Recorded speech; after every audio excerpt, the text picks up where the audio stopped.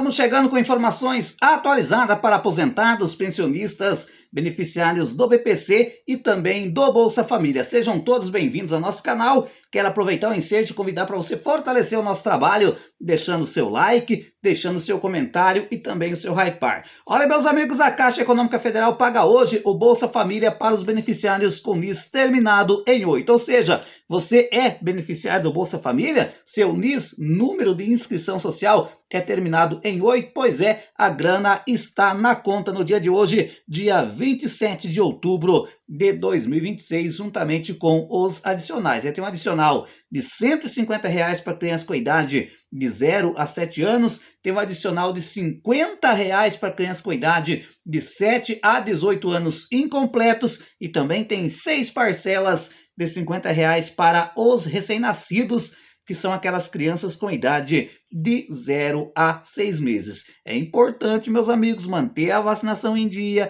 manter a frequência escolar, é de suma importância para que você não venha perder o seu Bolsa Família. E hoje tem mais grana chegando nas principais, aliás, chegando em todas as cidades brasileiras. Se tem, olha, meus amigos, Bolsa Família, né, BPC, e a aposentadoria chega em todos os mais de 5.000 municípios no Brasil. Por exemplo, hoje quem é aposentado, quem é pensionista, que ganha até um salário mínimo, R$ 1.621, se tiver o NIS terminado em 3, a grana está na conta para saque. O mesmo é válido para os beneficiários do BPC, né? Quem recebe o BPC, que é o benefício da prestação continuada, que tem o NIS terminado em 3, a grana também está na conta no dia de hoje. Para você saber se a grana chegou, basta você acessar, né, o aplicativo do seu banco. E fique atento, meus amigos, na hora que você for fazer o saque, né, para ver se não há algum lembrete,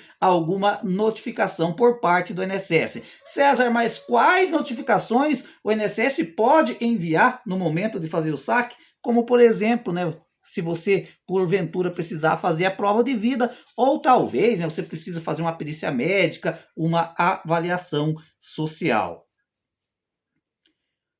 Olha, meus amigos, dando sequência no nosso primeiro boletim informativo aqui do nosso canal, o Sindicato dos Trabalhadores do Seguro Social da Previdência Social, a Sindesp Brasil, né, informa que os servidores do INSS se encontram oficialmente em estado de greve, né, conforme deliberado por unanimidade na Assembleia Nacional, que foi realizada na última terça-feira, dia 18. Ou seja, literalmente, né, os servidores do INSS encontram-se de greve, né, mas é possivelmente que não param o trabalho, né? Eu acredito que não vai fechar as portas das agências do INSS, estão apenas em estado de greve, né? A decisão marca o limite da insatisfação da categoria diante da condução displicente dispensada ao novo decreto de atribuições atualmente em análise do Ministério da Gestão e da Inovação em Serviços Públicos, o MGI, e ao descumprimento de acordos de greve que aconteceram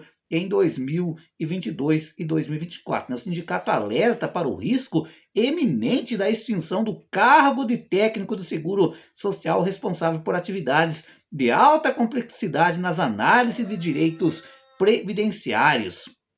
É um trabalho que se torna ainda mais crítico diante da digitalização dos serviços e das crescentes complexidades normativas, né? O sindicato alerta que a extinção gradual da carreira, né, do seguro social não representa apenas o fim de uma categoria profissional, significa o colapso de um dos pilares da proteção social brasileira, com impacto direto para a população mais vulnerável do país. Gente, vamos ser bem sinceros aqui, né? O governo literalmente, né, as empresas de maneira geral hoje estão tentando enxugar, né, o serviço, né, o serviço humano o máximo possível, né? Você vê, o INSS hoje está delegando a inteligência artificial, delegando ao sistema automatizado para que faça análise de grande maioria dos benefícios, ou seja, sobrando para os servidores fazer a análise daqueles benefícios mais complexos, digamos assim, ou seja, o sindicato está certo, né? Estão praticamente querendo acabar, né, com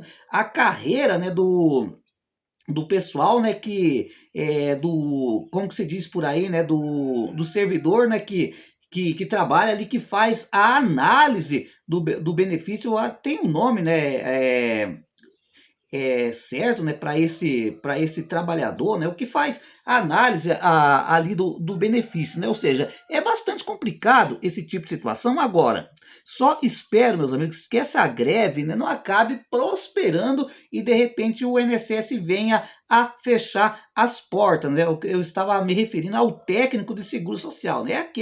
Aquele servidor que trabalha no INSS, né?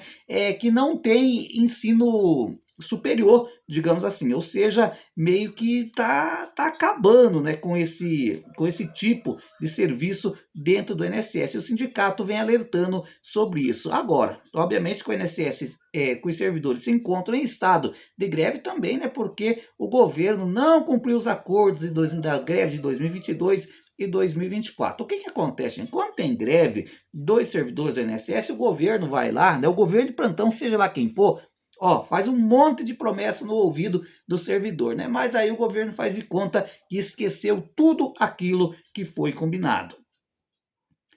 Olha, meus amigos, o INSS informa, né, o pagamento entre 25 e 29 de agosto do segundo lote do seguro-desemprego a pescadores artesanais referentes a período de defeso anterior a 2026. Né? O pagamento foi autorizado pela Lei 15.399, de 4 de maio de 2026. Né? São mais de 100 milhões destinados a 21.362 pescadores. Os recursos serão liberados para aqueles com direito reconhecido pela autarquia. Né? Os pescadores devem consultar a carteira de trabalho digital, onde poderão acompanhar a emissão das parcelas e verificar as respectivas datas de pagamentos. Né? As informações também podem ser obtidas pela central Alô Trabalho no telefone 158. Ou seja, se você é trabalhador, né, artesanal e se enquadra, digamos assim, nesse requisito, né, você pode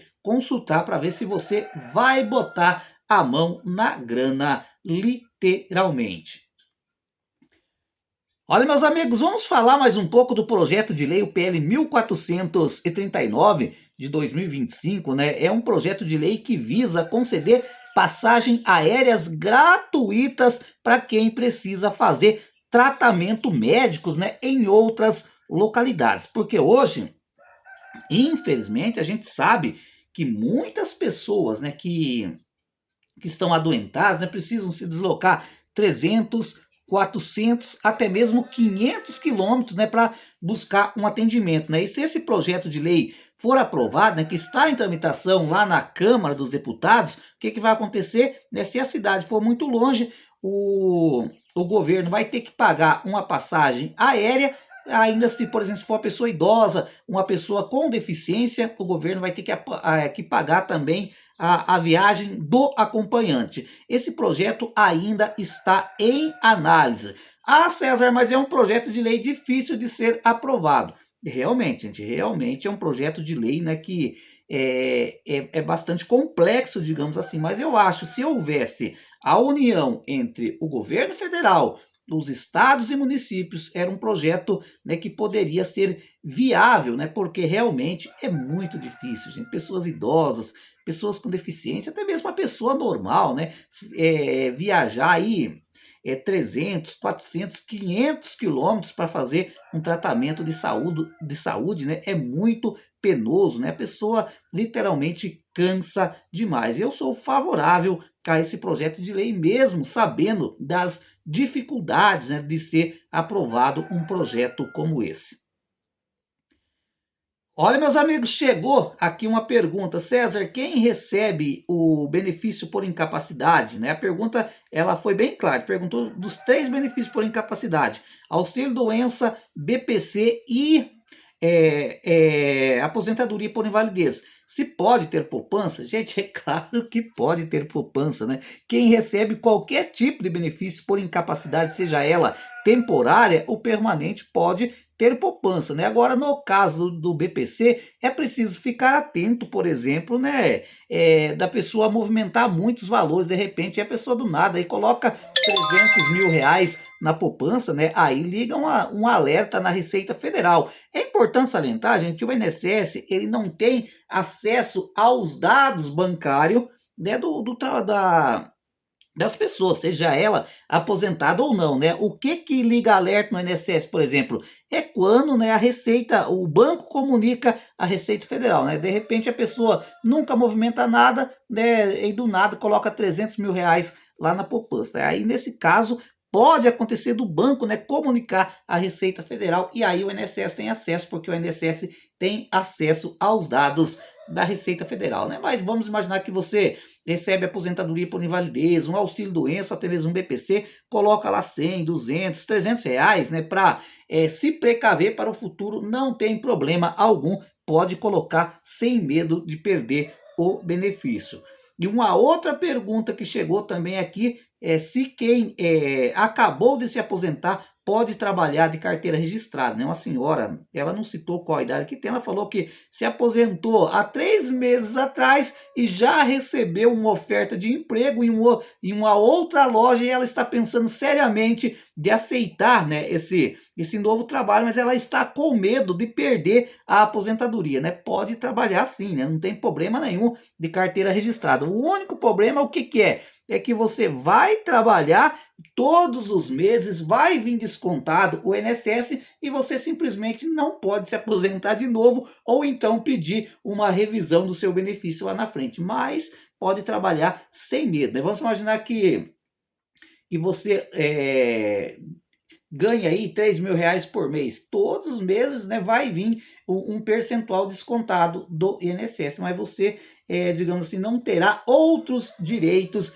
digamos assim, a não ser que, gente, existe um direito sim, né? Por exemplo, o direito a, se você ficar doente, a reabilitação profissional no futuro, né? Por isso que eu sou uma pessoa que defende muito aqui no canal, eu tenho tantos vídeos falando sobre isso, né? Que deveria sim, né?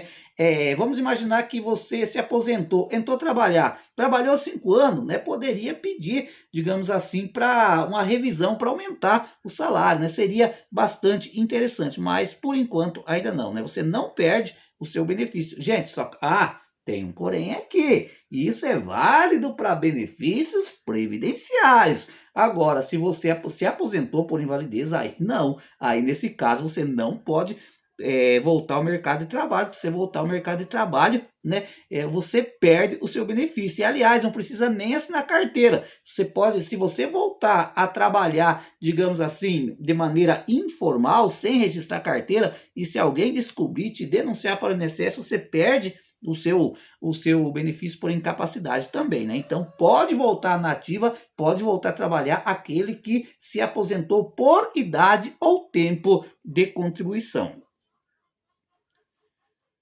Olha, meus amigos, você lembra do Eduardo Cunha, né? O Eduardo Cunha, ele foi ex-presidente da Câmara dos Deputados, ele foi, né? Na época foi ele que acatou o pedido de impeachment da ex-presidenta Dilma Rousseff, ou seja, ele foi o grande responsável da derrubada, né, da ex-presidente Dilma Rousseff, a qual ele fala, né, que sempre que eu vejo entrevista dele, ele diz assim que a Dilma Rousseff foi a pior presidente que o Brasil já teve na história. E você sabe que ele morava lá no Rio de Janeiro, né? Daí depois do impeachment, houve a cassação dele, né? Porque o cara estava enrolado até as tampas, né? Em muitos casos, né? Ele foi cassado pela Câmara dos Deputados e ele era deputado pelo Rio de Janeiro. Vocês se lembram disso? Pois é. Agora ele se mudou de lugar, né? Ou seja, o local dele, né, a residência do Eduardo Cunha agora é lá em Minas Gerais e ele é do Partido Republicano, né, o mesmo partido do Tarcísio de Freitas, que é governador do estado de São Paulo. E ele vai disputar uma vaga para deputado federal por Minas Gerais, segundo algumas pesquisas internas, já está praticamente eleito, ou seja, ele está voltando novamente e, inclusive, com apoio do Flávio Bolsonaro. O Flávio Bolsonaro, inclusive, fez um vídeo, né, pedindo voto para o Eduardo Cunha, né? Inclusive no vídeo também o Flávio Bolsonaro falou, né, que o Eduardo Cunha, que abriu o olho da população brasileira, né, e destituiu, né, ajudou a tirar a Dilma Rousseff naquela época, né, e que ele é de suma necessidade de volta ao Congresso Nacional. Inclusive, meus amigos, eu vi esses tempinhos, né, o Eduardo Cunha dando uma entrevista a um emissor de rádio, ele falou o seguinte: olha, eu derrubei a Dilma. Se o Lula ganhar de novo, eu derrubo o Lula no próximo mandato. Veja só, gente, como ele se acha o fodão, né? Mas enfim, né, tá aí todo mundo, né, que, como diz o outro, que já acertou as suas contas com a justiça, né, pode voltar novamente para a política, não tem problema algum, né? E pelo visto será eleito novamente. Agora, o que me estranhou, né, ele ter o apoio, né, do Flávio Bolsonaro, né, para deputado federal. E aí, meus amigos, eu faço uma pergunta para você que está aí do outro lado. Será que se o Eduardo Cunha vencer mesmo as eleições para deputado federal, ele pode ser presidente da Câmara dos Deputados? E se o Lula ganhar, pode derrubar o governo Lula, como ele tem ameaçado em várias oportunidades? Qual é a sua opinião? Comente aí, um abraço e até o nosso próximo vídeo.